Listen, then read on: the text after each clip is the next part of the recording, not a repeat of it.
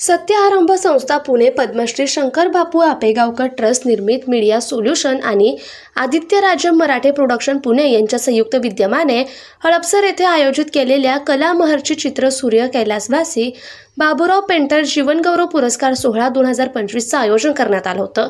यामध्ये national human rights commission इंडियाचे सभासद अमित अदमाने तसेच सत्य शिव शंभू मराठा स्वराज्य प्रतिष्ठानचे आधारस्तंभ अमित अदमाने यांना आजपर्यंत केलेल्या सामाजिक, सांस्कृतिक तसेच शैक्षणिक, वैद्यकीय क्षेत्रातील कार्याची दखल घेता जीवनगौरव पुरस्कार देऊन सन्मान करण्यात आला।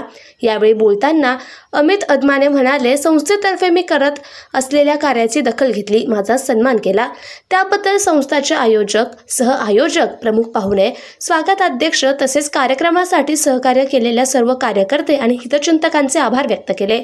अशा सन्मानाने नेहमीच चांगलं काम करण्यासाठी पाठबळ मिळतं। नेहमीच समाजहिताचं काम माझ्याकडून होईल असा विश्वास अमित यांनी व्यक्त केला।